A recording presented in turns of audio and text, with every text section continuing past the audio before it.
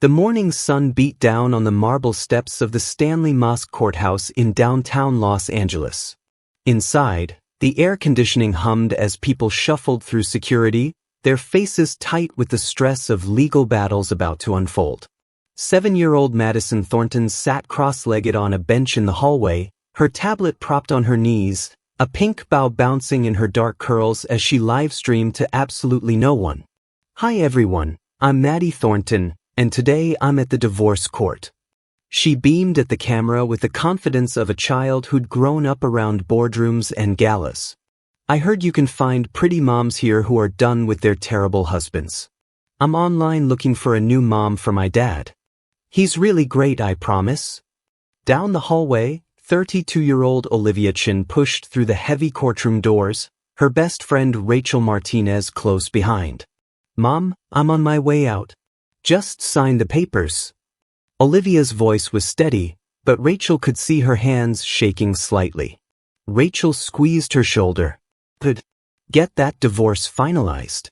If it weren't for that jerk, I never would have let you marry him in the first place." "I know, Ma. But guess what? I actually found someone new. You're going to love him." "Really? Well, you'd better work hard to make it official this time."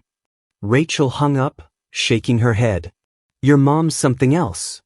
"That's my real mom for you," Olivia laughed weakly. "Always looking out for me. So tell me about this new guy. What's he like?" Olivia's eyes lit up for the first time that morning. "His name is Connor Thornton. He's the CEO of Thornton Enterprises. He's 6 feet 2 inches, works out every day, total six-pack situation. And get this, single dad with a kid." Rachel raised her eyebrows. "So you'd become a stepmom? That's instant motherhood without the labor pains. Plus, billion-dollar assets." "Billion? Girl, my boyfriend drives for Uber and makes like $3,000 a month. Hey, flexible hours though. That's something." They both laughed, the tension finally breaking. "But seriously, Liv, don't worry. I'll help you seal the deal with this guy," Rachel said. "Oh, one more thing. He specifically rented a black Tesla for today. Keep an eye out for it." Meanwhile, Maddie had noticed a woman stumbling near the courtroom doors, clearly distressed. "Hey, are you okay?" Maddie hopped off the bench, her designer sneakers squeaking on the polished floor. The woman looked down, startled. "I'm fine, sweetie." "Mommy," Maddie said experimentally. "What? No, honey, I'm not your mommy." "Where's Maddie?" Connor Thornton's voice cut through the hallway chatter. He was striding toward them, phone pressed to his ear, his Tom Ford suit perfectly tailored despite the LA heat. "The young lady was just live streaming at the courthouse, trying to set me up with someone." "What? Do I look that desperate?" His assistant's voice crackled through the phone. "Sir," the young miss was streaming, but then it suddenly cut off. Connor's jaw tightened. "Get the car. We're going to the courthouse. Now." Back in the courthouse, Maddie had latched onto Olivia's hand. "Mommy! Mommy!" Olivia knelt, her pencil skirt restricting her movement. "Sweetheart, I'm not your mommy. You can't just call random women mommy, that's how kids get taken by strangers." "But you're so pretty. You must be my mommy." Olivia felt her heart squeeze. "You're such a sweet talker." Then she froze. Coming through the courthouse doors was her soon-to-be ex-husband, Derek Walsh, with his pregnant girlfriend, Tiffany Zhao, clinging to his arm. They were both dressed like they were heading to a country club, not a courthouse. "Olivia Chin," Derek's voice dripped with contempt. "You were with me for 5 years.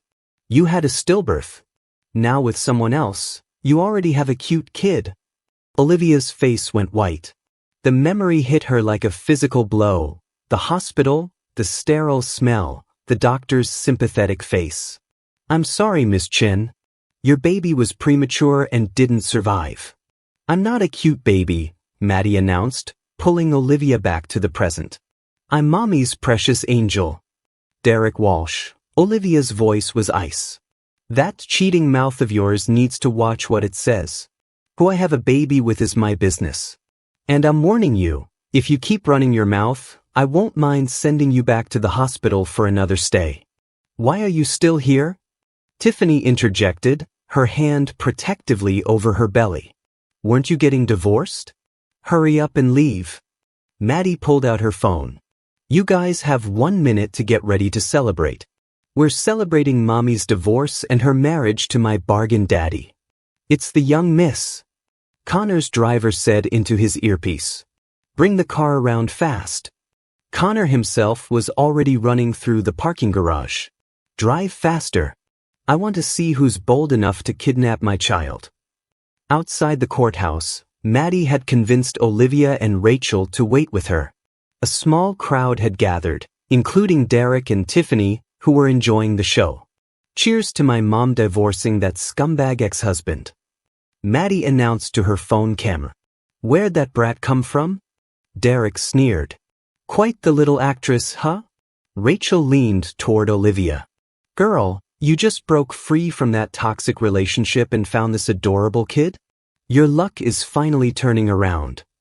Oh, really? Tiffany's voice was syrupy sweet. You didn't know?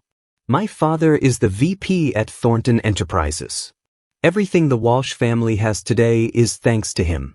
And that Sunset Ridge development project your company's working on?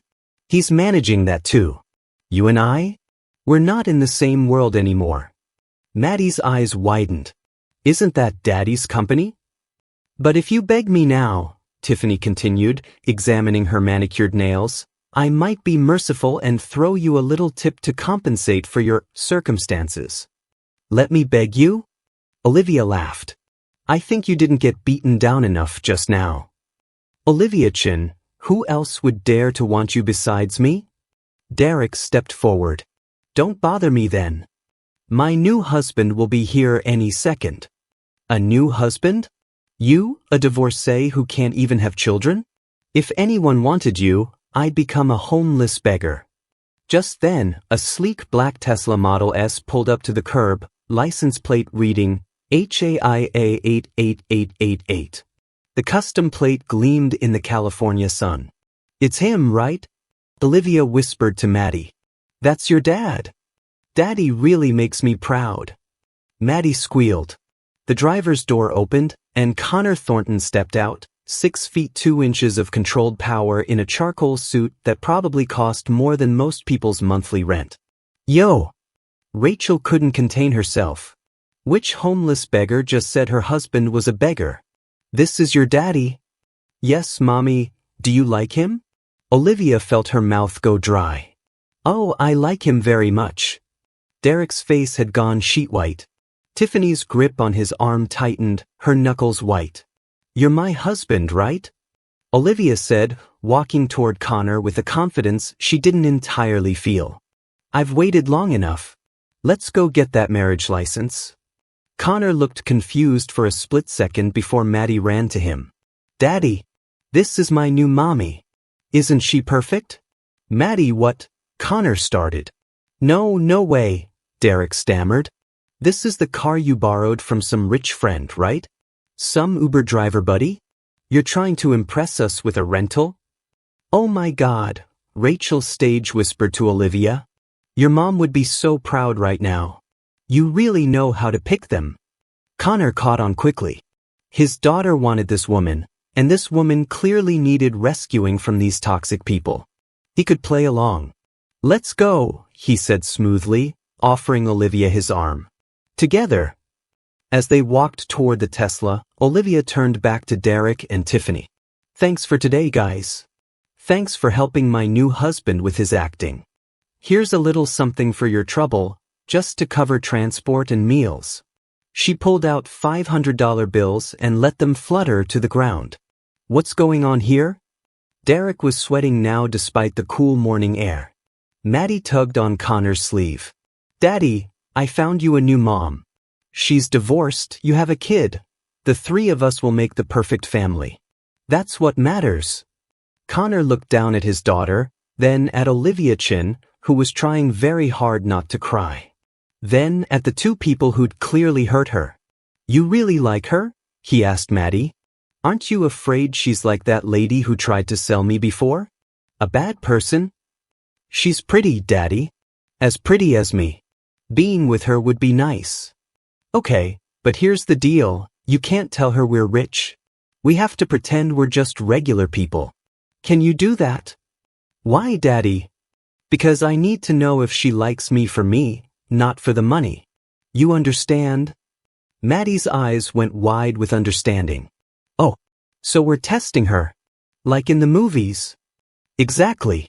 So Daddy's just a regular driver, okay? And our money is our secret. Got it, Daddy. I'll help you sell yourself to Mommy, and then Daddy's money will become Mommy's money too. Connor laughed despite himself. You're too smart for your own good, kid. He walked back to where Olivia stood, looking uncertain and beautiful in the morning light. Thank you for today, she said. But I haven't even asked your name. I'm Maddie, cute as can be. Maddie announced. And I'm Connor. Connor Thornton. Olivia smiled. I'm Olivia Chen. Nice to meet you, Connor Thornton. Wait, what just happened here? And who exactly is Connor Thornton? The first time Olivia Chen met Derek Walsh, she believed in fairy tales. She was 27, working 2 jobs, freelance marketing consultant during the day and hostess at Mastro's Steakhouse in Beverly Hills 3 nights a week. She was tired, broke, and dreaming of the day she could afford her own place instead of sharing a cramped apartment in Koreatown with 2 roommates. The art gallery opening was in West Hollywood, one of those trendy spaces where the art cost more than a year of Olivia's salary and the wine flowed freely. Her friend Rachel worked there and had begged her to come. You need to network, live, meet people, live a little. Derek was standing in front of an abstract piece that probably cost 6 figures, champagne flute in hand, looking like he'd stepped out of GQ magazine. When he turned and caught her staring, he'd smiled, the kind of smile that made you forget your own name. What do you think? He'd asked, gesturing to the painting. Olivia should have been honest. Should have said she didn't understand abstract art, didn't move in these circles, was only there because her friend worked the gallery. But Derek was looking at her like she was the most interesting person in the room. I think, she'd said carefully, it's either a profound statement about the chaos of modern existence, or the artist spilled their coffee and decided to go with it. Derek had laughed. A real laugh, surprised and genuine. I'm Derek. Olivia. Let me buy you a real drink, Olivia. Not this gallery wine. That should have been her first warning. The way he said, gallery wine, with just a hint of disdain, like he was used to better things. But Olivia was 27 and tired and lonely, and Derek's attention felt like sunshine after a long winter. For 6 months, Olivia convinced herself she was living a dream. Derek took her to restaurants in Santa Monica where the servers knew him by name. Bought her dresses from boutiques on Rodeo Drive, in shops where she was afraid to touch anything without checking the price tag first. Introduced her to his friends, other young professionals who talked about stock options and real estate investments like it were a foreign language Olivia was still learning. You're different from the girls I usually date, Derek had told her once, like it was a compliment. You're real. Genuine. You haven't been corrupted by all this yet. Olivia had smiled, not sure whether to be flattered or insulted. What did he mean by corrupted? What did he mean by yet? But the sex was good, and Derek could be charming when he wanted to be, and Olivia was so tired of being alone that she pushed her doubts aside. Even when he'd take calls during dinner and spend 20 minutes discussing business while their food got cold. Even when he'd cancel plans last minute because something at work had come up. Even when she realized she'd told him everything about her life, her dreams, her fears, her past, but knew almost nothing about his beyond the surface level facts he offered up like gifts. The morning everything changed started like any other. Olivia woke up in Derek's penthouse apartment in Century City, a place with floor-to-ceiling windows overlooking the city, the kind of view that made you feel like you owned Los Angeles.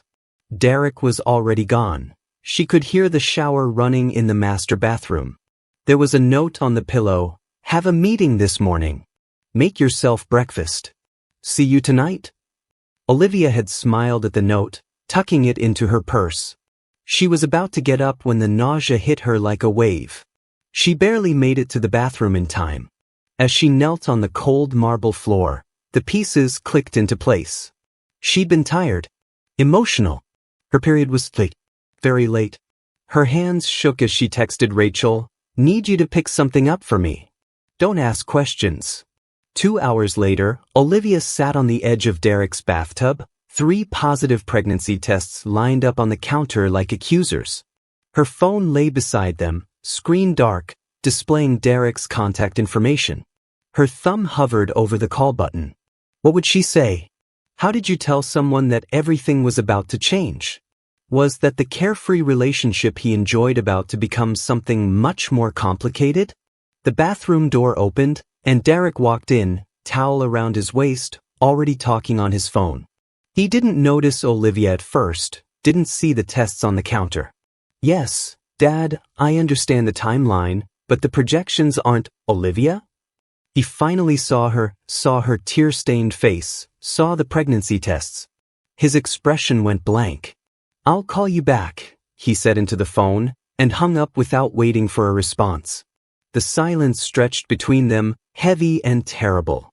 "Derek, Olivia started, but her voice cracked. "Is it mine?" The question was flat, emotionless, and it felt like a slap.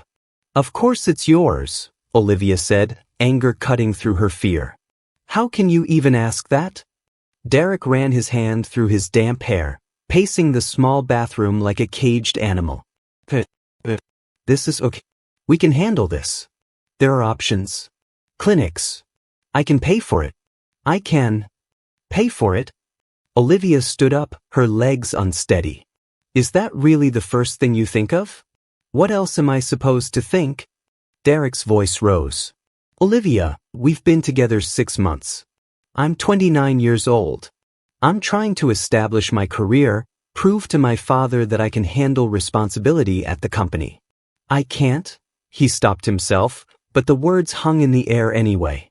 "I can't have a baby right now." "So what are you saying?" Derek looked at her, and Olivia saw something in his eyes she'd never seen before. Fear, yes, but also calculation. He was already working out the angles, figuring out how to minimize the damage to his life, his career, his carefully constructed image. "I'm saying this isn't what I want," Derek said finally. "I'm not ready for this. We're not ready for this." Olivia felt something cold settling in her chest. "You mean you're not ready for this?" "Don't put words in my mouth." "Then what are you saying, Derek? Say it clearly so I understand." He met her eyes then, and Olivia saw the truth before he spoke it. Saw the decision he'd already made, the door he was already closing. "I'm saying I'm not ready to be a father. I'm saying this is your choice to make, but I can't be part of it. I'm sorry, but I can't do this." Olivia stared at him, this man she'd thought she might love, this man who'd said she was different, that she was real. And she realized she'd been right to doubt those words.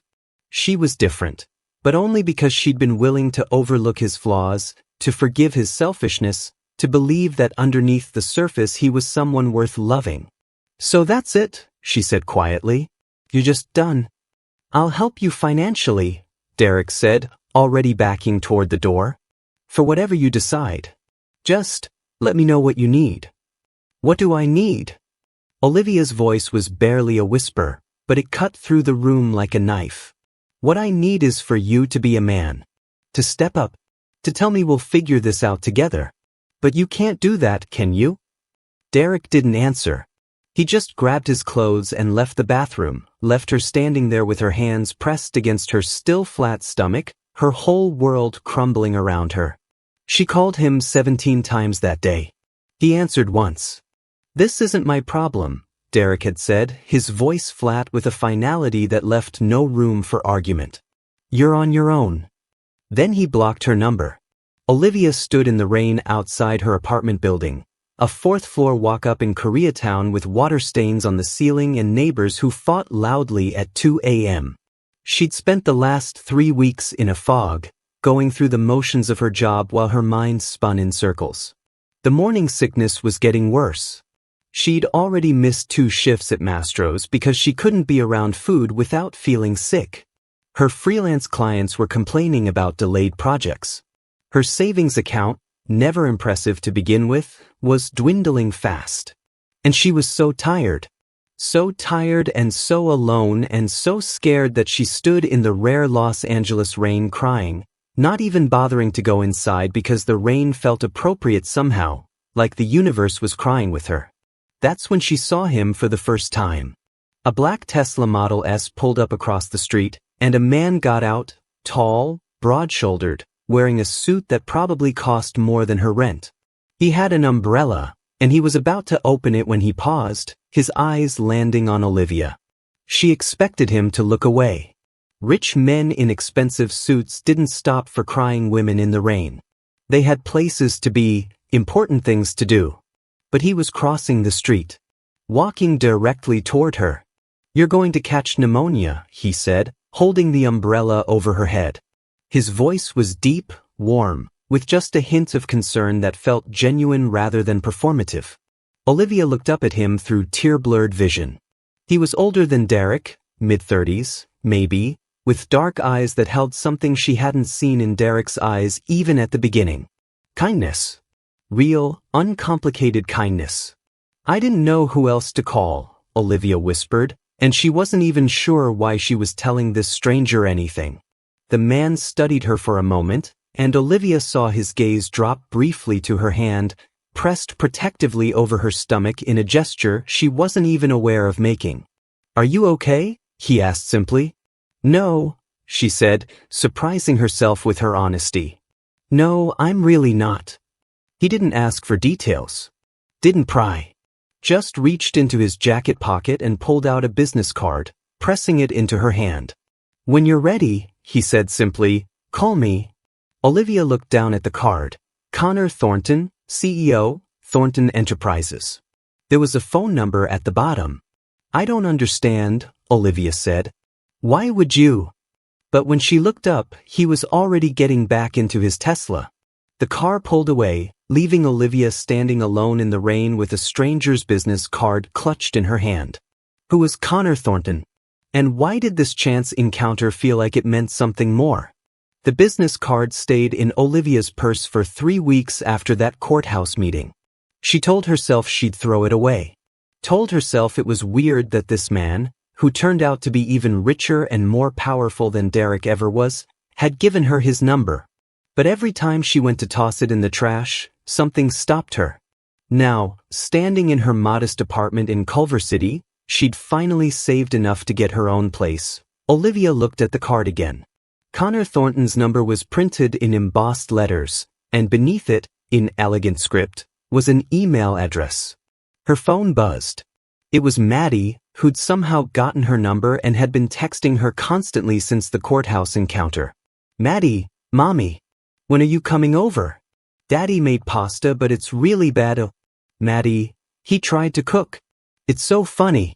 Maddie, please save us from Daddy's cooking." Olivia smiled despite herself.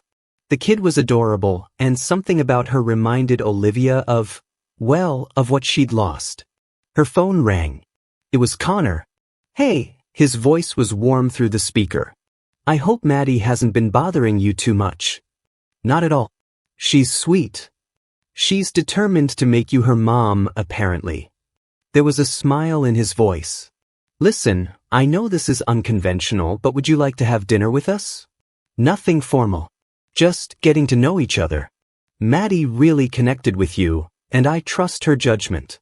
Olivia hesitated. "Connor, I should be honest with you. I can't have children.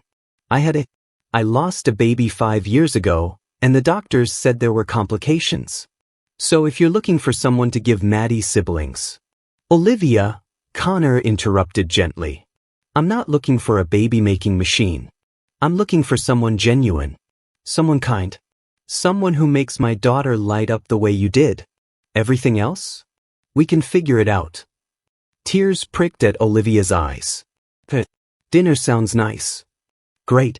How about tomorrow? I'll text you the address." After they hung up, Olivia stared at her phone. She thought about Derek, about how he'd run at the first sign of real responsibility. And here was Connor Thornton, a billionaire CEO, saying that her inability to have children didn't matter. Maybe, just maybe, there were good men left in the world. The address Connor sent wasn't in Malibu proper, but in the exclusive gated community of Sarah Retreat, where homes started at $10 million and went up from there. Olivia's Uber driver whistled low as they approached the guard gate. Big data? Something like that, Olivia murmured, suddenly very conscious of her Target dress and Nordstrom rack heels. But when Connor opened the door, he was wearing jeans and a simple white t-shirt, barefoot, with what looked like tomato sauce on his shoulder. Sorry, he laughed, wiping at the stain. Maddie decided to help with dinner. It got messy. Mommy! Maddie came running, launching herself at Olivia's legs. You came. I knew you would. Daddy said you might not, but I knew. Of course I came, Olivia said, kneeling to hug the little girl. I wouldn't miss it. The house was beautiful but lived in. No sterile showcase home like Derek's had been. This place had kids' drawings on the fridge, toys scattered in the living room, a pile of mail on the kitchen counter. It felt like a home, not a museum. Over dinner, pasta that was, indeed, slightly overcooked but made with obvious love, Olivia learned more about Connor and Maddie. Her mom left when she was 2, Connor said quietly, after Maddie had gone to play in her room. Said she didn't sign up for motherhood, that it was too hard, too constraining. I came home one day and they were both gone. It took me 3 days to track them down. She'd left Maddie with her sister in San Diego and disappeared. Oh my God, Olivia breathed. I got full custody. Haven't heard from her since. It's been 5 years. Connor's jaw tightened. Maddie doesn't remember her. Calls her, the lady who left. But I know she feels it, feels like something's missing. That's why she latched onto you so quickly. She's desperate for a mom. Connor, I'm not asking you to be her mom, Connor said quickly. I'm explaining why she's so attached. And why I'm willing to take a chance on someone I barely know. Because Maddie's judgment is better than mine has ever been when it comes to people. Olivia set down her wine glass. Can I ask you something? Anything. Why did you give me your card that day? 5 years ago in the rain. You didn't know me. I could have been anyone. Connor was quiet for a long moment. Do you believe in intuition? In just knowing something? I'm not sure. I saw you standing there, and something in me just knew you needed help. Knew you were at a crossroads. And I thought, maybe I could be the person who showed up. That's all. That's all. Olivia laughed softly. Connor, most people don't stop for strangers in the rain. Then most people are missing out. They talked for hours, about their lives, their dreams, their failures. Connor told her about building Thornton Enterprises from the ground up, about the pressure of being a single father and a CEO, about how lonely it could be at the top. Olivia told him about Derek, about the stillbirth, about working 2 jobs and barely making rent, about her dreams of starting her own marketing firm someday. Why haven't you? Connor asked. Started your own firm? Money. Connections. Courage, maybe. What if you had all 3? Olivia looked at him. What do you mean? I mean, Thornton Enterprises is always looking for marketing consultants. What if we gave you your first major client? Enough to get you started? Connor, I can't. Why not? You're talented. I've looked at your work. Yes, I did my research after the courthouse, he admitted with a smile. You're exactly what we need. And this way you get to build your dream. No strings attached. No strings. Well, Connor leaned back. Maybe one string. You have to have dinner with me and Maddie again. She'll be devastated if you don't. Olivia felt tears threatening again. Why are you doing this? Because 5 years ago, I didn't stop for someone I should have. Someone I loved. And I lost them because I was too focused on work, too busy building an empire. I learned my lesson. Now, when I see someone who needs help, someone who's talented and hardworking and kind, I don't let that opportunity pass. Who did you lose? Connor's face clouded. That's a story for another time. But let's just say, I know what it's like to have regrets. And I don't want any more. Over the next 3 months, Olivia and Connor grew closer. It wasn't a whirlwind romance. It was something slower, steadier, built on friendship and genuine respect. Connor hired Olivia's consulting firm, which she'd nervously named Chin Creative, to handle Thornton Enterprises' rebranding campaign. The contract was worth $200,000, enough to pay off her debts, upgrade her equipment, and rent a small office in Culver City. Maddie became a fixture in Olivia's life. The little girl would video call her every day after school, showing her drawings and telling her about her day. Olivia found herself looking forward to those calls more than anything else. And Connor was everything Derek wasn't. He showed up. When Olivia had a panic attack before her first big presentation to his board, Connor sat with her in her car, breathing with her until she calmed down. When her laptop died the night before a deadline, he drove to her apartment at midnight with a replacement. When she mentioned missing her mother, who'd passed away from cancer 3 years ago, he quietly arranged for flowers to be sent to her grave every week.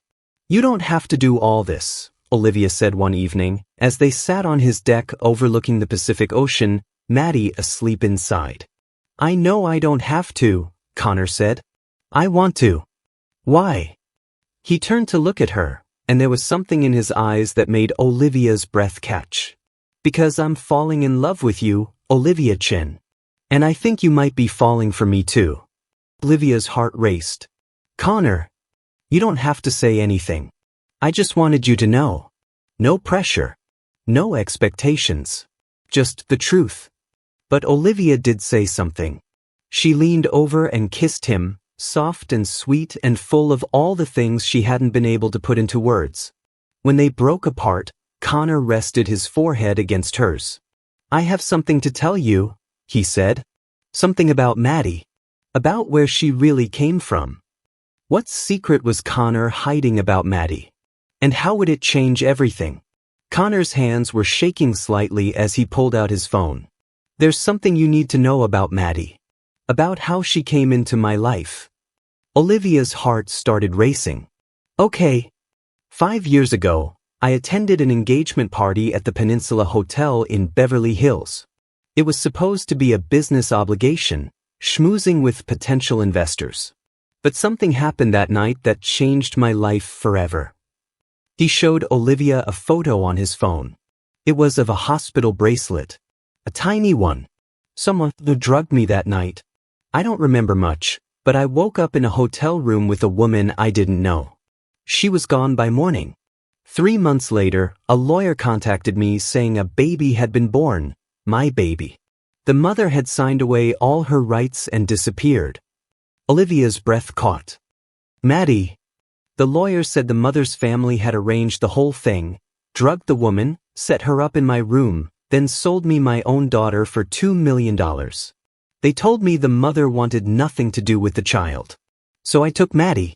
I've been searching for her biological mother for 5 years. Why? Because Maddie deserves to know who she is, where she came from. And because, Connor's voice broke, because what if her mother didn't want to give her up? What if she was forced?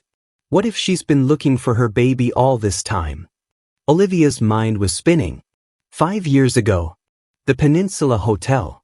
She'd had her engagement party there with Derek. But she'd gotten so sick that night, violently ill. She'd thought it was food poisoning, but what if... It couldn't be. "Connor, what date was this?" He told her. It was the exact date of her engagement party. And the lawyer, who represented the mother? A firm called Walsh and Associates. The room tilted. Walsh. Derek's family firm. "Connor, I need to tell you something." Olivia's voice was shaking. 5 years ago, I was at the Peninsula Hotel. It was my engagement party with Derek Walsh. I got sick that night, really sick. I don't remember much after the cocktail hour. And then 3 weeks later, I found out I was pregnant. Connor's face went white. Olivia! Derek said the baby died. Stillborn. I never even got to see her. They told me it was too traumatic, that I should just move on. Tears were streaming down her face now. But what if they lied? What if Derek's family sold our baby? Do you have a birthmark? Connor asked urgently. A crescent-shaped birthmark on your left wrist? Olivia pulled back her sleeve, revealing the small crescent moon mark she'd had since birth. Maddie has the same birthmark, Connor whispered. In the same place. They stared at each other, the truth settling between them like a living thing. We need a DNA test, Olivia said. We need to be sure. I'll call my doctor right now. We can have results in 48 hours. But even before the test, Olivia knew. She'd known the moment she saw Maddie at the courthouse. The way her heart had recognized something familiar in that little girl's face. The pull she'd felt like gravity. Maddie wasn't just Connor's daughter. She was theirs. Dr. Sarah Kim looked up from the file, her expression carefully neutral. The results are conclusive. Olivia Chin is definitely Madison Thornton's biological mother. Olivia couldn't breathe. Connor's hand found hers and squeezed.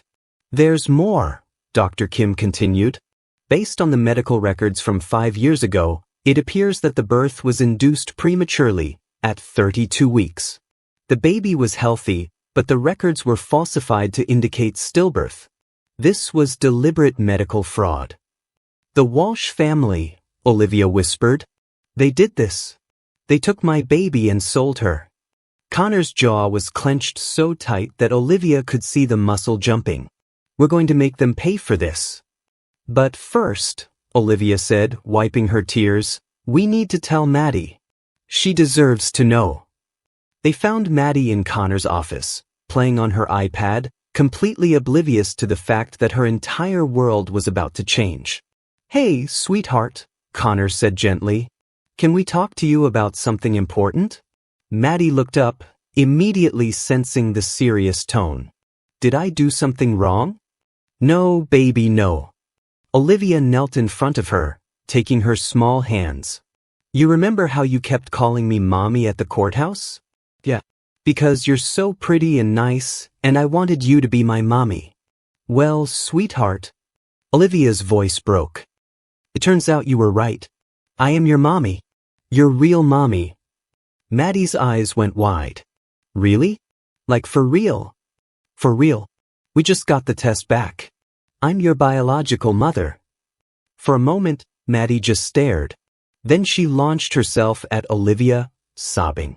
I knew it. I knew you were my mommy. I could feel it. Connor joined the embrace, the three of them holding each other and crying, a family finally made whole. But their reunion would be short-lived, because someone else had learned the truth and they weren't happy about it.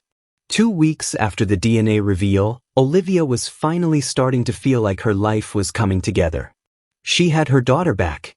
She had Connor. Her business was thriving. Everything was perfect. Too perfect, maybe? Connor had insisted on taking them shopping. He wanted to buy Maddie and Olivia new wardrobes for what he called family photos. They'd agreed to meet at the Beverly Center, one of LA's premier shopping destinations.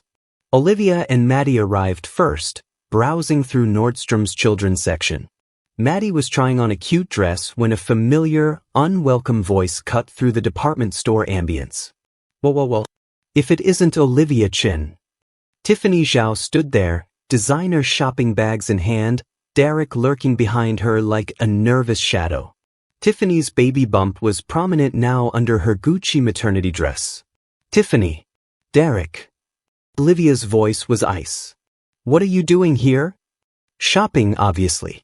This is Beverly Center, not some outlet mall in the valley. Tiffany's eyes raked over Olivia's outfit, a simple sundress from Anthropology. Though I can see you're still shopping economically. Mom, who are these people? Maddie asked, stepping closer to Olivia protectively. Tiffany's eyes landed on Maddie, and something flickered across her face. Recognition? Fear? That's a cute kid, Tiffany said carefully. Yours. Yes, Olivia said firmly. This is my daughter, Madison. Derek had gone pale. He was staring at Maddie like he'd seen a ghost. Derek, what's wrong? Tiffany asked, her voice sharp. Nothing, he said quickly. Nothing, she looks familiar. She should, Olivia said coldly. She's your daughter too. The one your family told me was dead. The one you sold to Connor Thornton for $2 million. The color drained from Tiffany's face. You know, we had a DNA test done. I know everything. How you and Derek's mother drugged me at my engagement party. How did you induce labor early? How you falsified medical records and sold my baby. All of it. That's insane, Derek sputtered. You're making this up. Am I? Because I have lawyers who would love to hear your version of events. I'm sure the medical board would too. And the FBI. I believe trafficking a child across state lines is a federal crime. A small crowd had started to gather, shoppers pausing to watch the drama unfold. Listen, Tiffany hissed, grabbing Olivia's arm. You don't want to do this. Derek's father is still VP at Thornton Enterprises. One word from him and your little boyfriend. Her little boyfriend is standing right here. Connor's voice cut through the tension like a knife. He strode up, dressed in a casual button-down and jeans, but somehow commanding the entire space. His personal assistant, James, and a security team flanked him. Mr. Thornton. Tiffany's demeanor changed instantly, her voice going syrupy sweet. What a surprise. You were just threatening my fiancé and my daughter, Connor said flatly. In public. In front of witnesses. James, make sure you got all of that on camera. James held up his phone. Every word, sir. Connor, Derek started, this is all a misunderstanding. The only misunderstanding is how you and your family thought you could steal my daughter, sell her to me, and get away with it. Did you know that child trafficking carries a sentence of up to life in federal prison? Tiffany's face crumbled. It wasn't my idea. It was Derek's mother. She said you'd pay anything for your own child, that it was a business opportunity. Shut up. Derek grabbed her arm. Don't say another word. Too late, Connor said coldly. James, make sure that video gets to the authorities. And Tiffany? You might want to call a lawyer. A good one. Because by tomorrow morning, the FBI will be very interested in talking to you. Wait, Connor, please. Derek dropped to his knees. Actually dropped to his knees in the middle of Nordstrom. I didn't know she was going to do it. My mother arranged everything. I thought it was just business. Just business. Olivia's voice was quiet but deadly. You sold our daughter like she was a used car. You told me she was dead. You let me grieve for 5 years while you lived your life, started a new relationship, and had another baby on the way. And you call that just business? Security had arrived now, real Beverly Center security, not just Connor's team. Sir, ma'am, we're going to have to ask you to leave, the head of security said to Derek and Tiffany. This is discrimination. Tiffany shrieked. My father is VP at. Your father was VP at Thornton Enterprises, Connor corrected. As of this morning, he's been terminated. His severance package is contingent on his cooperation with the federal investigation into child trafficking.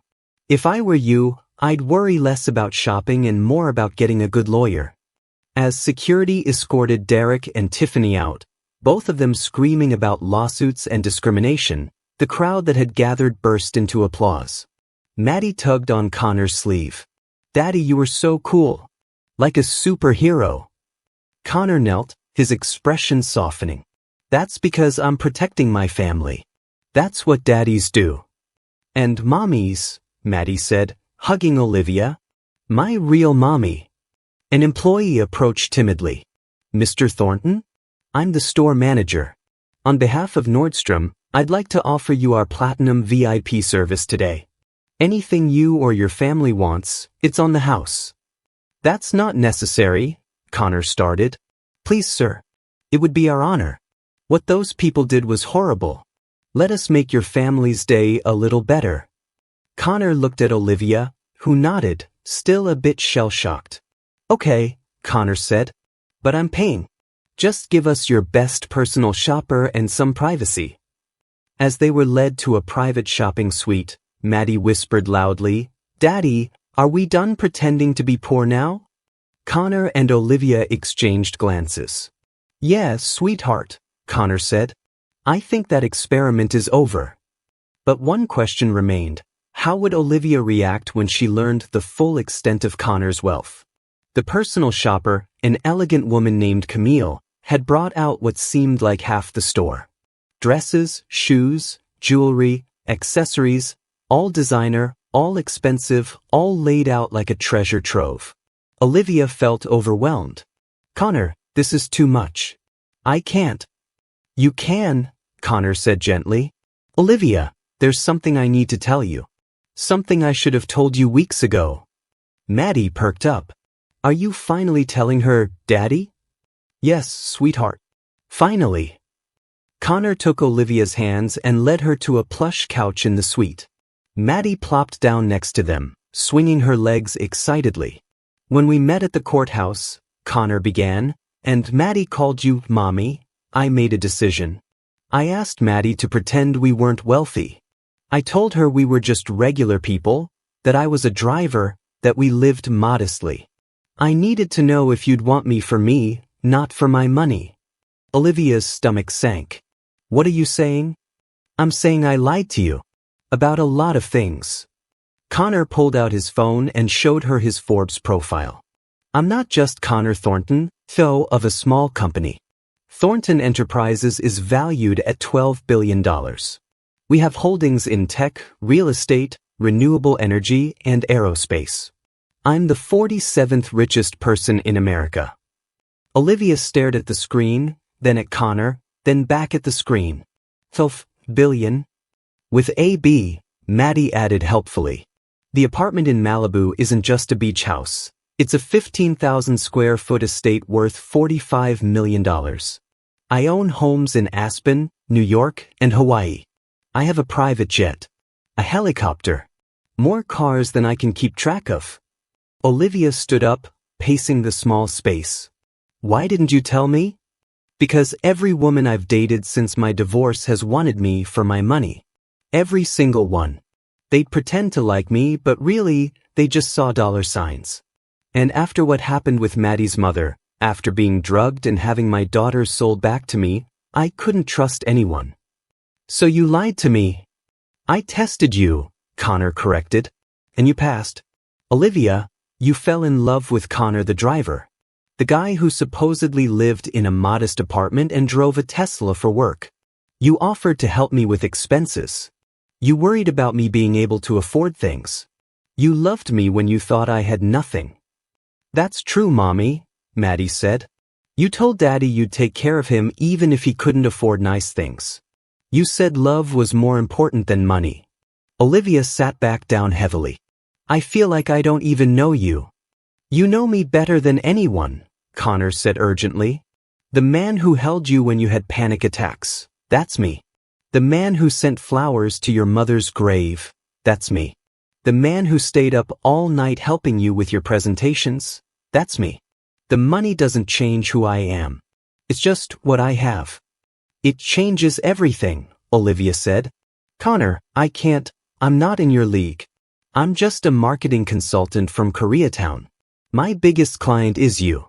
My apartment costs $2,400 a month, and I thought that was expensive. I don't know how to be with someone who has $12 billion. You don't have to know how, Connor said. You just have to want to. Because here's the thing, Olivia, I don't want someone who knows how to be with a billionaire. I want someone who sees past the money. Someone who calls me out when I'm being ridiculous. Someone who makes me laugh and keeps me grounded and loves my daughter like she's her own. And that's you. But. No buts. I love you. Maddie loves you. You're Madison's biological mother, which makes you family no matter what. The only question is, do you love me? Not my money. Not my company. Not my houses or cars or jets. Just me. Connor. The guy who can't cook pasta and watches too much HGTV and cries at Pixar movies. You cry at Pixar movies? Olivia said through her tears. Every time. It's embarrassing. I cry at Pixar movies too. See? We're perfect for each other. Olivia laughed wetly. You're an idiot. A rich idiot? The richest idiot I know. She cupped his face in her hands. And yes, I love you. I love you so much it scares me. I loved you when I thought you were a driver, and I love you now that I know you're a billionaire who cries at kids' movies. Connor kissed her then, soft and sweet, and Maddie made gagging noises that made them both laugh. So does this mean, Maddie said eagerly, that we can finally buy Mommy all the pretty things? And tell her about the mansion? And the cars? And the... Yes, sweetheart, Connor said. We can tell her everything. Wait, Olivia said. What mansion? Connor winced. About that. If Olivia thought the Malibu house was impressive, the Thornton family estate in Holmby Hills made it look like a garden shed. The property sprawled across 5 acres in one of LA's most exclusive neighborhoods, where neighbors included the Playboy Mansion and homes regularly sold for $100 million plus. The main house was a 30,000-square-foot Mediterranean villa with its own movie theater, wine cellar, spa, and indoor basketball court. This is where you really live? Olivia breathed as Connor's driver, yes, he had a full-time driver, pulled through the iron gates. This is where my parents live, Connor corrected. I have the guest house. The 5,000-square-foot guest house. That's bigger than some apartment buildings. I know. It's excessive. But my mom refuses to downsize. As if summoned, the front door of the main house burst open and an elegant woman in her 60s came running out, followed by a distinguished-looking man. Connor! Maddie! Where is she? Where's my daughter-in-law? Mom, you're supposed to play it cool, Connor started, but his mother had already engulfed Olivia in a hug. Finally I get to meet you. Do you know how long I've been waiting? Connor told us 3 weeks ago, but he said we couldn't meet you until he explained everything, and it's been torture. Mom, you're squishing her, Connor said. Let me squish. This is my daughter-in-law, and the mother of my granddaughter. She pulled back, beaming at Olivia. I'm Margaret Thornton, but you'll call me Margaret or Mom or whatever you're comfortable with. This is my husband, Thomas. Thomas Thornton shook Olivia's hand more calmly. It's a pleasure to meet you, Olivia. We've heard wonderful things. Nice to meet you too, Olivia managed. Come in. I've had the chef prepare lunch. And I have gifts. So many gifts.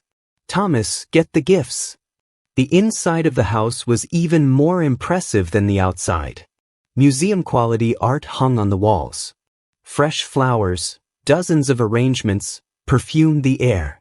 The foyer alone was bigger than Olivia's entire apartment.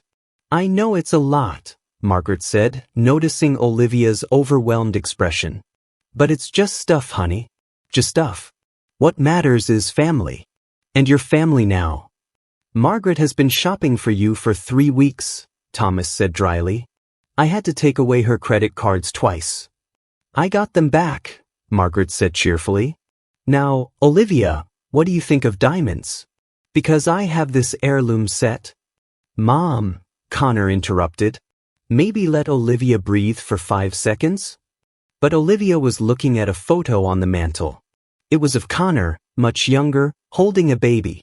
His expression was a mix of love and devastation. That's the day I brought Maddie home from the hospital, Connor said softly. I just found out her mother had abandoned her. I was terrified. You were amazing, Margaret said. He took to fatherhood like he'd been born for it. Never complained. Never asked for help, though we gave it anyway. He completely reorganized his life around that little girl. Still does, Thomas added. Turned down 3 major acquisitions because the negotiations would have taken him away from Maddie for too long. I don't believe in absent fathers, Connor said firmly. I refuse to be one of those CEOs who prioritize work over family. Unlike some people, a new voice said from the doorway. A woman had entered, mid-30s, expensively dressed, with Derek's same eyes. Vanessa, Connor's voice went cold. What are you doing here? I'm family, aren't I? I heard you were introducing your new girlfriend. Vanessa's eyes raked over Olivia dismissively. This is her? Connor, you could do so much better. Vanessa is Derek Walsh's sister, Connor explained to Olivia. She's also been trying to get me to date her for 5 years. 6 years, Vanessa corrected. And I'm just saying, Connor, you're one of the richest men in America. You could have any woman you want. Why settle for some second-hand divorcee with no pedigree? That's enough, Thomas said sharply. Vanessa, you weren't invited. Please leave. But Uncle Thomas. I'm not your uncle. Your father worked for our company. That doesn't make us family. Please leave before I have security escort you out. Vanessa's face flushed red. She looked at Connor one more time, desperate. Connor, please. I'm pregnant. It's yours. The room went silent. Excuse me? Connor's voice was dangerously quiet. I'm pregnant with your child. From that night 6 months ago at the charity gala. Remember? We had drinks, we talked, we shook hands and you left, Connor interrupted. I have security footage. I also have a signed statement from your gynecologist, which I obtained legally after you tried this scam on my friend Richard, stating that you are not, in fact, pregnant. You're wearing a fake belly. Vanessa paled. That's not, you can't prove. Connor pulled out his phone and played a video. It showed Vanessa in her doctor's office, removing a pregnancy belly and laughing with a friend about how she was totally going to trap Connor Thornton. I can't believe you would lie about something like that, Margaret said, her voice dripping with disgust. Get out of my house. Mrs. Thornton. Out. Security appeared, actual security guards in suits, and escorted a screaming Vanessa out. I'm so sorry about that, Margaret said to Olivia once the door closed. The Walsh family has been nothing but trouble. Derek's mother was the one who drugged you and sold your baby. Derek's father was skimming money from Thornton Enterprises. And Vanessa has been trying to trap Connor into marriage for years. It's the money, Thomas said bluntly. They saw Connor's wealth and thought they could get a piece of it through marriage or scandal. But we protect our family. Speaking of family, Margaret said, pulling out a velvet box, I want you to have this. Inside was a stunning diamond ring, vintage Art Deco, at least 5 carats, flawless. This was my grandmother's ring, Margaret said. It's been in the Thornton family for 4 generations. And now it's yours. I can't, Olivia started. You can. You're going to marry my son, aren't you? Olivia looked at Connor, who was suddenly very interested in his shoes. We haven't exactly discussed, Olivia began. Connor dropped to one knee. Connor! Olivia gasped.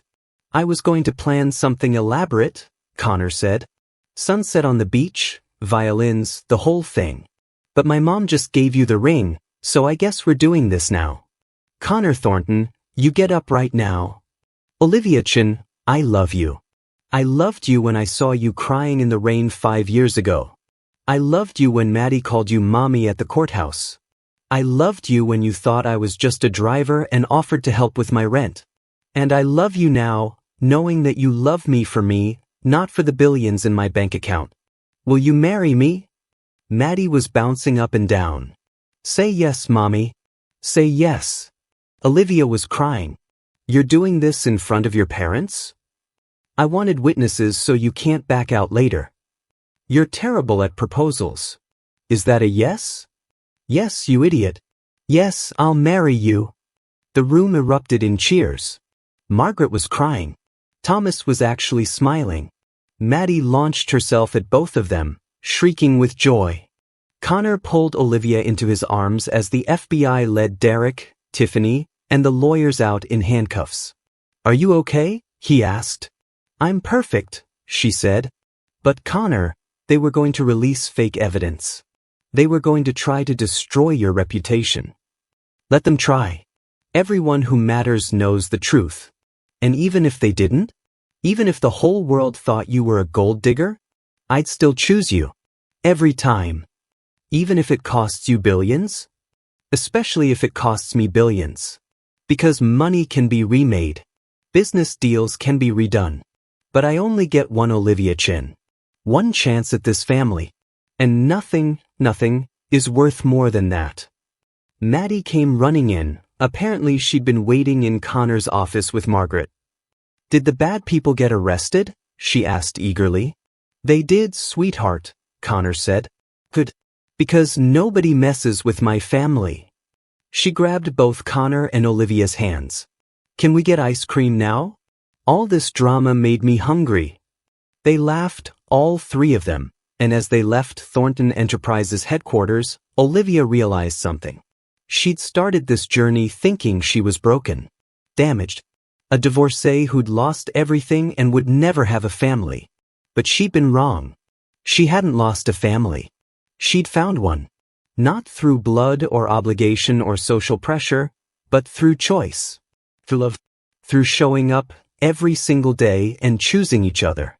And that was worth more than all the billions in Connor Thornton's bank account. The wedding was supposed to be small. Intimate. Just family and close friends. Instead, it had ballooned to 300 guests, a beachfront estate, and coverage by every major magazine on the West Coast.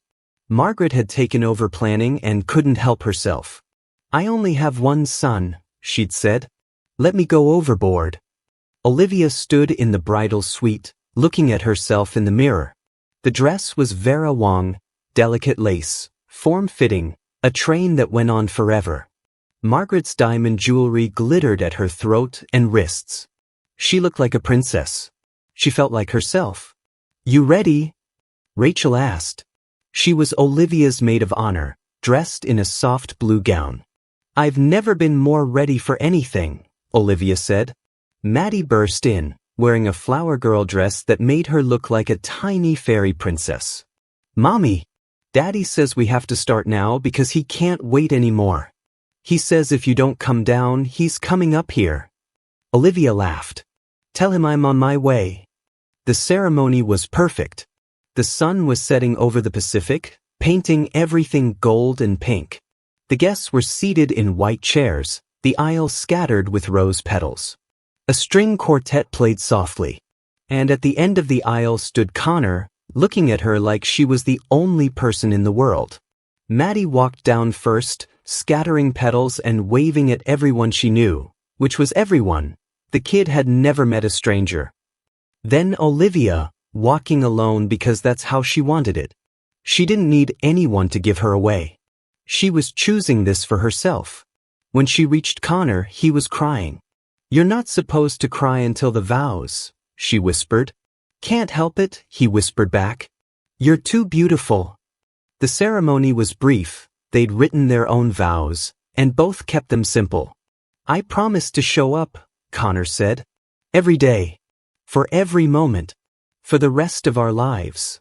I promise to trust you, Olivia said. To let you love me. To build a life with you that's based on presence, not perfection. When the officiant said, you may kiss your bride, and Connor pulled Olivia close, Maddie cheered so loudly that everyone laughed. At the reception, Connor gave a speech that had everyone in tears. A year ago, he said, holding Olivia's hand, I was a man pretending to be poor to find genuine love. I was cynical and guarded and convinced that everyone wanted me for my money. And then I saw a woman standing in front of a courthouse, getting divorced, and my daughter called her mommy. And somehow, against all odds, she was Madison's mother. She was the woman I'd been searching for. She was the love I'd been waiting for. And she loved me when she thought I was just a driver with nothing to offer but myself. He turned to Olivia. You taught me that love isn't about what you have, it's about who you are. And I'm the luckiest man alive because I get to spend the rest of my life being worthy of yours. To family, he raised his glass. Not the one you're born into, but the one you choose. Everyone raised their glasses, and as Olivia looked around the room, at Rachel and her new boyfriend, not the Uber driver, she'd upgraded to a software engineer, at Margaret crying happy tears while Thomas patted her hand, at Maddie spinning on the dance floor with Connor's business partners, at all these people who'd become her family, she felt complete. Later, as they danced under the stars, Connor pulled her close. "No regrets?" he asked softly. "Not a single one," Olivia said. "You. Only that I didn't find you sooner." "We found each other at exactly the right time," Olivia corrected. "Any earlier and we wouldn't have been ready." "You sound like my mom." "Your mom is very wise." "Don't let her hear you say that. Her ego's already out of control." They laughed, and Maddie ran up, tugging on both their hands. "Come on. They're about to cut the cake. And it's chocolate and vanilla and strawberry and—" We're coming," Connor said, letting his daughter pull them toward the celebration. And as they walked, hand in hand, Connor, Olivia, and Maddie, toward a future full of love and laughter and beautiful, chosen family, Olivia thought about that day at the courthouse. When a little girl had called her mommy, and she'd said no. When a man in a Tesla had pulled up and pretended to be someone he wasn't. When she'd chosen to take a chance on love one more time, even though she'd been burned before. Best decisions she'd ever made. All of them. Sometimes the family you choose is the one you were meant to have all along. Love isn't measured in dollars, it's measured in moments. In showing up. In choosing each other every single day. What defines family for you?